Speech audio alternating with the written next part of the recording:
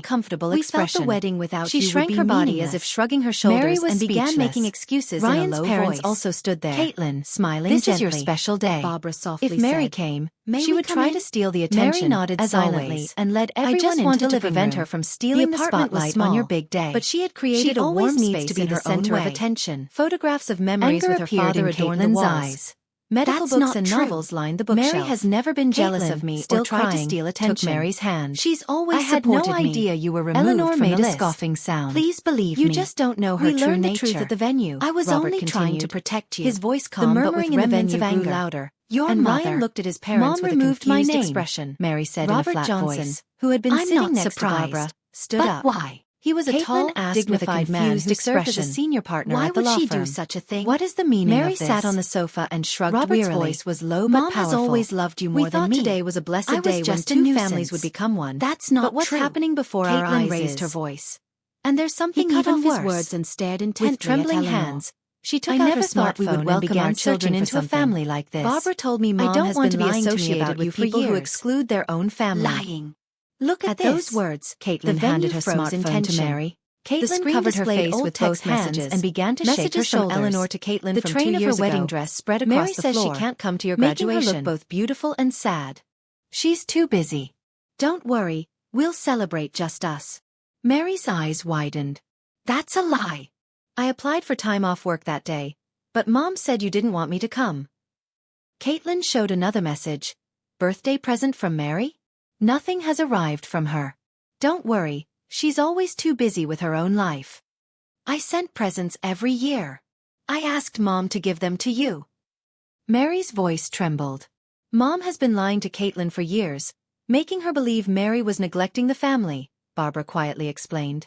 She also had letters and gifts from Mary, deliberately destroying the sisters' relationship. Why didn't I notice? Caitlin said, blaming herself. I should have questioned what Mom was saying. I remember all you did for me. She took both of Mary's hands and looked at her with a serious expression.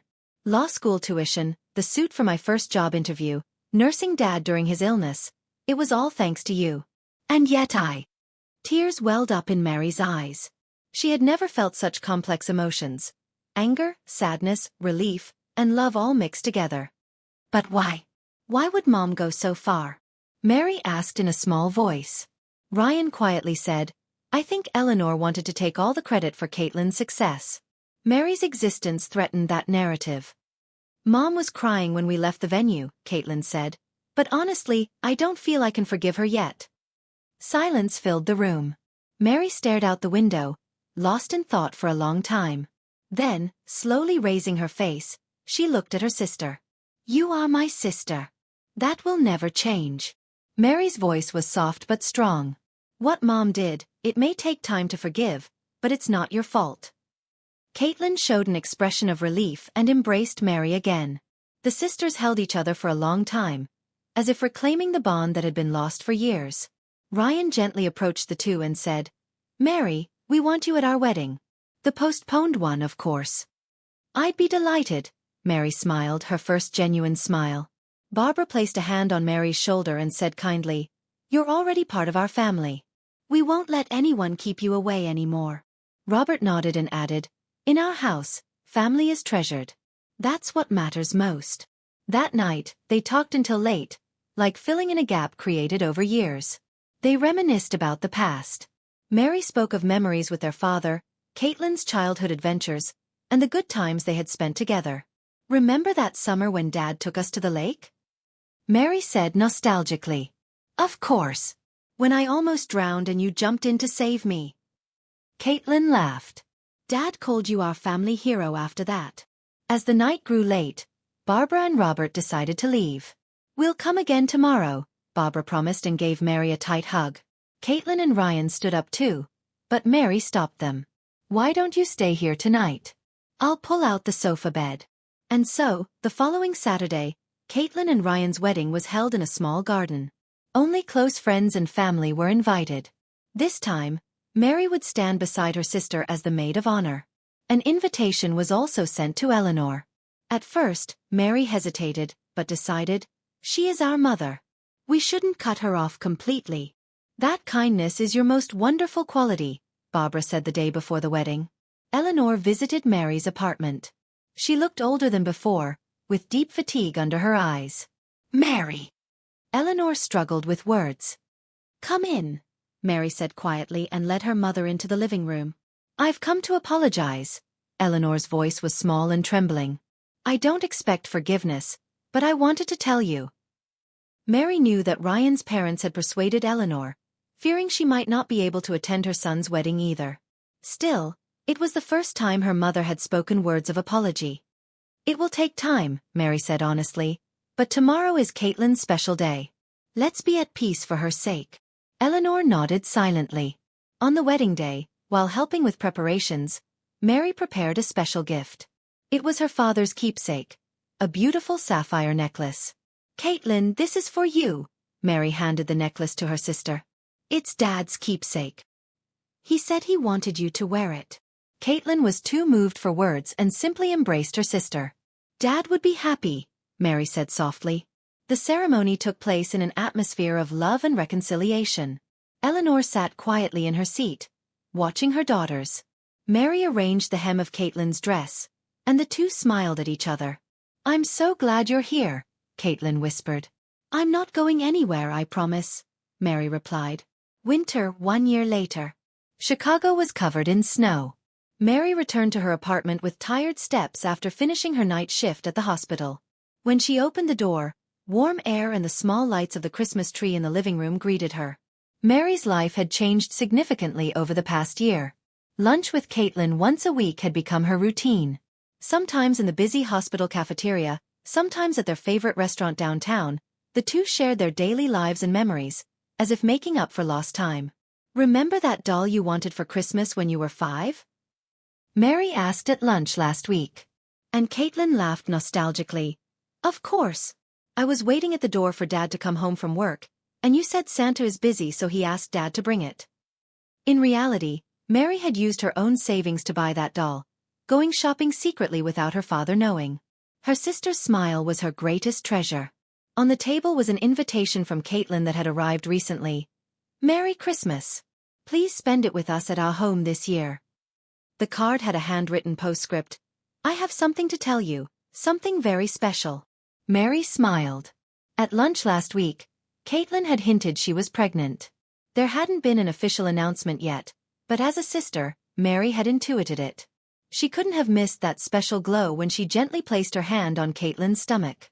Meanwhile, her relationship with her mother, Eleanor, remained complex. Since the wedding, Eleanor had distanced herself from the family and lived alone.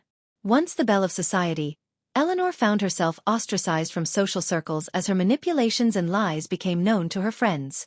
Occasionally, Mary would hear updates about her mother from Caitlin, but she had avoided meeting Eleanor directly.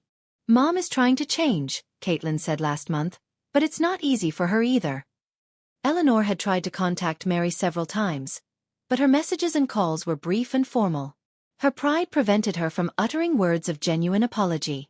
Mary took a shower and brewed a warm cup of tea. Outside the window, snow was falling more heavily. Tomorrow was Christmas Eve. Before spending time at Caitlin and Ryan's home, she had a short shift at the hospital. Mary sat on the sofa and gazed at her father's photograph. "Merry Christmas, Papa. This year will be a little different." The doorbell rang, and Mary checked the clock. 10 p.m. Who could it be at this hour? Looking through the peephole, she saw Eleanor standing there, wearing a snow-covered coat and holding a small bag. Her face showed a mix of anxiety and determination. Mary hesitantly opened the door. "Mary," Eleanor's voice was small and trembling. "Do you have time to talk?" Mary thought for a moment, then quietly nodded. "Come in. It must be cold." Eleanor came in, brushing off snow. She had changed from her once dignified appearance and now looked like just a tired middle-aged woman. Mary took her coat and led her to the living room. "Would you like some tea?" "Thank you," Eleanor answered softly. The two drank tea in silence. Snow continued to dance outside the window. Eleanor tried to speak several times but stopped, and finally took a deep breath and began.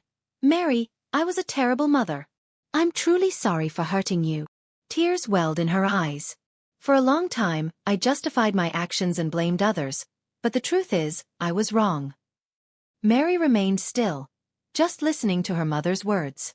"You always sacrificed yourself for the family, taking care of your father, Caitlin's tuition. You were a much better parent than I was." Eleanor's voice shook. "But I didn't want to admit that. I was afraid to face my own failures." She placed the small bag on the table. "This isn't a gift. It's something I should return." When Mary opened the bag, inside was a small jewelry box. Opening it, she found diamond earrings that had been passed down from her maternal grandmother.